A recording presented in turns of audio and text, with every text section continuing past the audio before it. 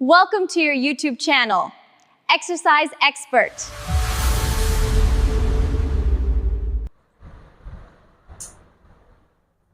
नमस्कार, आप सभी का स्वागत है फिर से विचारधारा केमिस्ट्री क्लासेस में। पिछले क्लास से आगे हम आज स्टार्ट करने जा रहे हैं क्वथनांक में उन्नयन, एलिवेशन इन बॉइलिंग पॉइंट। तो क्वथनांक के बारे में हम ऑलरेडी बता चुके हैं पिछले लेक्चर्स में। वीडियो को पूरा लास्ट तक देखिएगा जिससे आपको पूरा कॉन्सेप्ट समझ में आएगा, जिससे आपके न्यूमेरिकल्स आसानी से लग पाएंगे। ठीक है, तो शुरू करते हैं। हम कुछ लाइन ड्रॉ कर रहे हैं।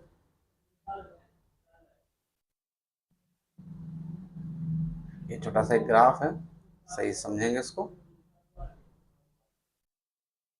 ये लाइन जो है हमारी ठोस की है, ये द्रव का, ये गैस का। ठीक है, ठोसों का वाष्प दाब शून्य होता है क्योंकि ये वाष्प नहीं बनाती हैं। द्रवों का वाष्प दाब होता है इसलिए जीरो नहीं होगा और ये धनावेशित ही पॉजिटिव ही वैल्यू आएगी इसकी। गैस का वाष्प दाब वायुमंडलीय दाब के बराबर होता है, एटीएम। ठीक, और ये हमारा यहाँ पर वाष्प दाब बढ़ रहा है। ठीक है, वाष्प दाब और तापमान दोनों बढ़ रहे हैं क्योंकि वाष्प दाब और तापमान समानुपाती होते हैं। ठीक है, तो हम पहले ही ये पढ़ चुके हैं पिछले लेक्चर में। जो भी चैनल पर नए हैं, पिछले लेक्चर्स जरूर से पढ़ लें, आसानी से समझ में आएगा। हमने ये 3 बर्तन लिए थे। यहाँ पर अवाष्पशील विलेय है, यहाँ वाष्पशील विलायक है और यहाँ पर है विलयन। यहाँ पर जो विलयन का वाष्प दाब आया था वो कम था विलायक के वाष्प दाब के, यानी विलायक का वाष्प दाब क्या होता है, P0 और विलयन का PS। ये हमने पढ़ रखा था। तो पहले बात करते हैं केवल विलायक के लिए। विलेय तो वाष्पित तो होता नहीं है, ठोस है ये वाष्पित नहीं होता। तो हम बात कर रहे हैं विलायक जो द्रव है। तो शुद्ध विलायक लिखा हमने यहाँ पर। कॉन्सेप्ट आसानी से समझ में आएगा, सही से समझेंगे। ठीक है, शुद्ध विलायक लिया है और इसको हम गर्म कर रहे हैं। मान लीजिए जल है, गर्म करेंगे, करते करते करते करते इसका वाष्प दाब जब वायुमंडलीय दाब के बराबर हो जाएगा, 1 atm के बराबर हो जाएगा, तो वह वाष्प बनने लगेगा, गैस बन जाएगा। ठीक है, तो उसी को क्या बोलते हैं, क्वथनांक। तो इसके लिए हम जो टर्म यूज करेंगे वो करेंगे TB। T stand for temperature, B stand for boiling. क्योंकि शुद्ध है तो नॉट और लगा देंगे। बताया था मैंने आपको, जब भी कोई चीज शुद्ध होती है तो हम नॉट यूज करते हैं। अब शुद्ध विलायक पे हमने क्या बोल रहे हैं,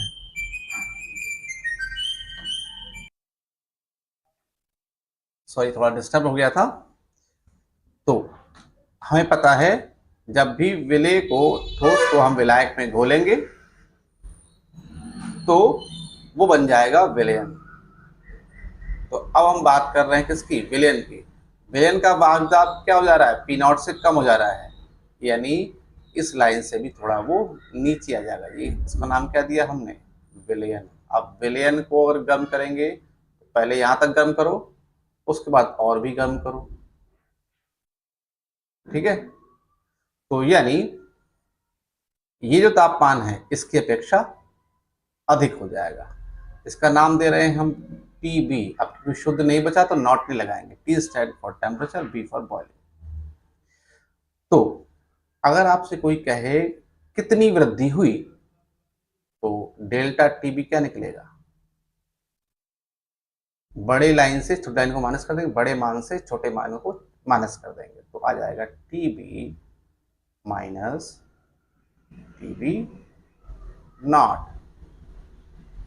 ठीक, अब जरा समझिएगा, अगर हम विलेय की मात्रा बढ़ा दें विलयन में तो अवरोध ज्यादा हो जाएगा, पीएस का मान और कम हो जाएगा, डेल्टा टीबी का मान और बढ़ जाएगा। यानी क्या कह सकते हैं, हम कह सकते हैं जो डेल्टा टीबी होता है क्वथनांक में उन्नयन समानुपाती होता है किसके, मोललता के। समानुपाती का चिन्ह हटाएंगे, एक कांस्टेंट आएगा, उसे बोलते हैं केबी, और ये आपका गुणा है। तो ये आपका बन जाता है फॉर्मूला। तो बात आती है भाई क्वथनांक में उन्नयन कहाँ है। ये जो डेल्टा टीबी आपको दिख रहा है इसी को बोलते हैं क्वथनांक में उन्नयन। परिभाषा क्या लिखेंगे देख लेते हैं। स्थिर दाब पर द्रव ठोस प्लस द्रव विलयन में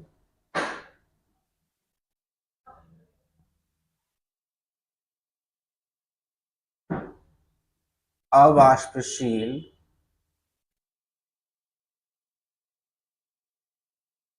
विलय को वाष्पशील विलायक में घोलने पर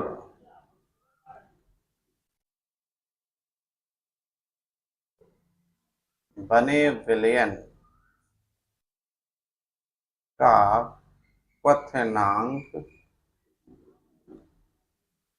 बढ़ जाता है। इस वृद्धि को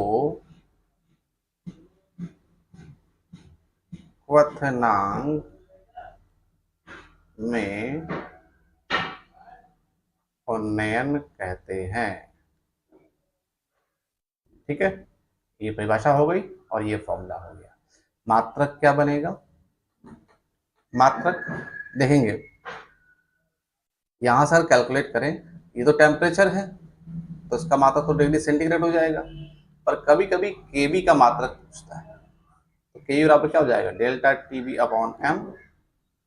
डेल्टा टीबी का है तापमान है और ये होता है मोल प्रति केजी, केजी पहुंच जाएगा ऊपर, तो ये बोलते हैं डिग्री सेंटीग्रेड किलोग्राम प्रति मोल। ये इसका मात्रक हो जाएगा केबी, जिसे हम क्या बोलते हैं, मोलल उन्नयन स्थिरांक। ठीक है, तो इस टाइप से टॉपिक खत्म होता है। एक सवाल इसका लगाते हैं। सवाल कैसा लेते हैं, हम लेते हैं 20 ग्राम NaOH को 100 ग्राम जल में घोलने पर बने विलयन का क्वथनांक क्या होगा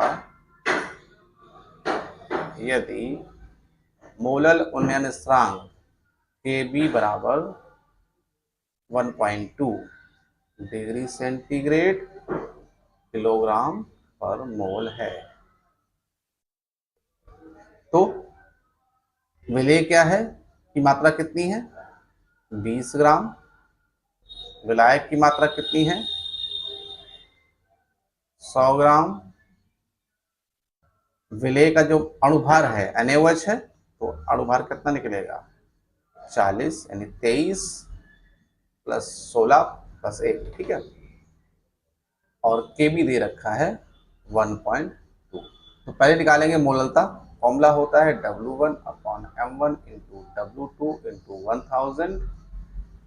W1 है 20, M1 है 40, W2 है 100 और ये आपका 1000।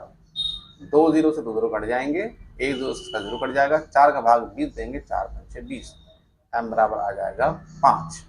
तो डेल्टा टीबी कितना हो जाएगा, Kb इंटू एम से,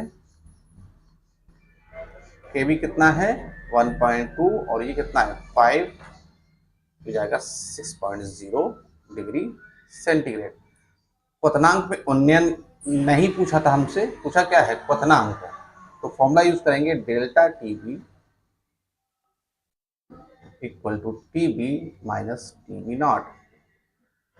अब हमारे पास डेल्टा टी बी मिल चुका है, अगर हमें टी बी नॉट मिल जाएगा तो हम टी बी कैलकुलेट कर सकते हैं। तो टी बी नॉट क्या है, विलायक क्या है इसमें सवाल में, जल, और जल का क्वथनांक कितना होता है 100 डिग्री सेंटीग्रेड, यानी हम कह सकते हैं T B not equal to 100 degree centigrade. मान रख देंगे, डेल्टा टी बी 6 है, टी बी हमें निकालना है, टी बी नॉट है 100, माइनस से इधर जाएगा प्लस हो जाएगा, T B equal to 100 plus 6 equal to 106 degree centigrade. ये आपका हो गया आंसर। तो देखा आपने, आसानी से आपने पूरी चीज समझ ली, इसलिए वीडियो पूरा देखना चाहिए जिससे कॉन्सेप्ट पूरी तरह समझ में आए। मिलते हैं अगले लेक्चर में, तब तक के नमस्कार।